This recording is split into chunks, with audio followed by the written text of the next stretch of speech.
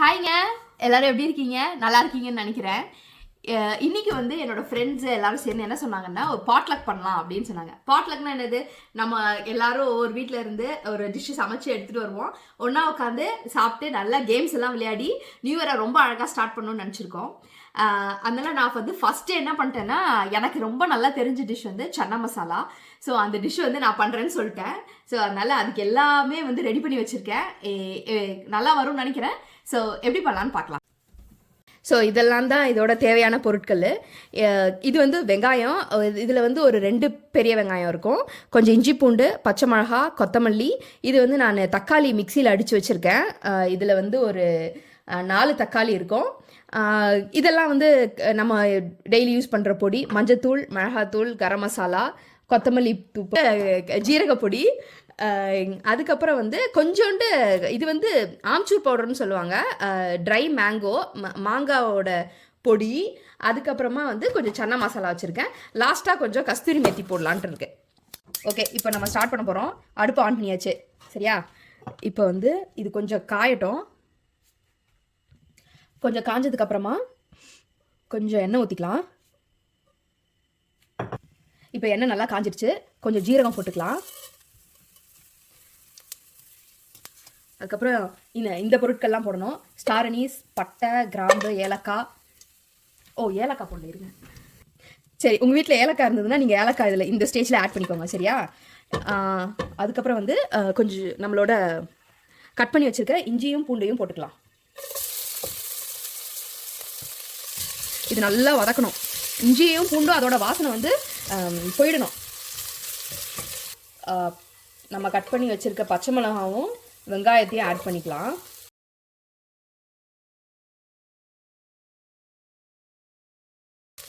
வெங்காயம் நல்லா இவ்வளோ கோல்டன் ப்ரௌன் ஆனதுக்கு அப்புறமா நம்ம அரைச்சி வச்சுருந்தோம்ல தக்காளி, அதை வந்து இதில் ஊற்றிடலாம். இந்த வெங்காயம் தக்காளியும் நல்லா மிக்ஸ் பண்ணி கொஞ்ச நேரத்தில் பார்த்தீங்கன்னா இதுலேருந்து எண்ணெய்லாம் நல்லா பிரிஞ்சு வெளியே வரும். அந்த ஸ்டேஜ் வரையும் தக்காளி இருக்கட்டும். இதில் இப்போது ஒரு 5-6 நிமிஷம் வதக்குனதுக்கு அப்புறமா இப்படி ஆயிருக்கும். இந்த ஸ்டேஜில் நம்ம வந்து நம்மளோட மசாலாலாம் இதில் போட்டுடலாம். இந்த மசாலாலாம் போட்டதுக்கு அப்புறமா கொஞ்சம் நல்லா கிண்டுங்க. இதோட பச்சை வாசனைலாம் நல்லா வந்து வெளியே போகணும், சரியா?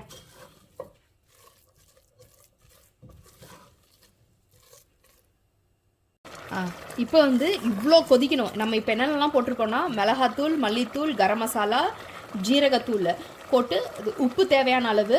அதுக்கப்புறம் நான் வந்து ஒரு கன்சிஸ்டன்சி கரெக்டாக வரணுன்றதுக்காகவும் 1 ஸ்பூன் தயிர் நல்லா அடித்து இதில் போட்டிருக்கேன்.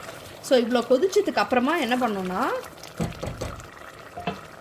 நான் ஏற்கனவே ஒரு 4 hours இந்த கொண்டக்கடலையை ஊற வச்சு அவிச்சு வச்சுருக்கேன். மெயினாக இந்த தண்ணி வந்து கீழே ஊற்றிடாதீங்க, ரொம்ப ரொம்ப முக்கியம். இந்த தண்ணியில் நிறைய ஃப்ளேவர் இருக்கும், நிறைய சத்தும் இருக்குது. ஸோ இதை நம்ம அப்படியே இந்த இதில் ஊற்றிடலாம்.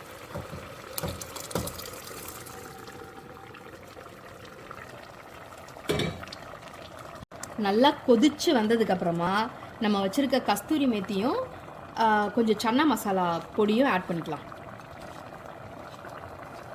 இந்த மாதிரி டிஷ்ஷஸில் கொஞ்சமாக சுகர் ஆட் பண்ணுங்கள், ரொம்ப டேஸ்ட்டாக இருக்கும். எல்லா ஃப்ளேவரும் இதுலேருந்து வெளியே எடுத்துகிட்டு வரும். அதுக்கப்புறமா ஒரு டேபிள் ஸ்பூன் பட்டர் வந்து மேலே அப்படி போட்டு நம்ம கட் பண்ணி வச்சுருக்க கொத்தமல்லியை மேலே அப்படியே தூக்கி போட்டோன்னா நம்மளோட சன்னா மசாலா ரெடி. இதாங்க நம்ம சன்னா மசாலா ரெடி ஆயிடுச்சு. நம்மளே டேஸ்ட் பண்ணி பார்த்தா எப்படி? நமக்கு தான் வீட்டில் ஒரு ஆள் இருக்காரே, அவரை டேஸ்ட் பண்ண சொல்லலாம், வாங்க. ஹலோ, சன்னா மசாலா ரெடி ஆயிடுச்சு. டேஸ்ட் பண்ணி பாருங்க.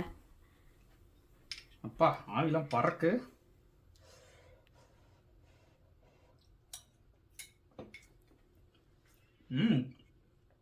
நல்லா இருக்குடா. நல்லா இருக்கா?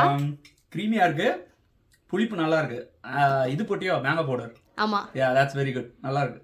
It's very good. Thank you. இப்போ பார்த்தீங்கன்னா நம்ம ஃப்ரெண்ட்ஸ் வீட்டுக்கு வந்தாச்சுங்க. இங்கே வந்து நிறைய டிஷ்ஷஸ் வச்சுருந்தாங்க. சீஸ், நான் பிரெட், அதுக்கப்புறமா டிப்ஸு, சப்பாத்தி, பன்னீர் எல்லாமே இருந்தது. ஸோ அதெல்லாம் தான் இப்போ நீங்கள் பார்த்துட்ருக்கீங்க.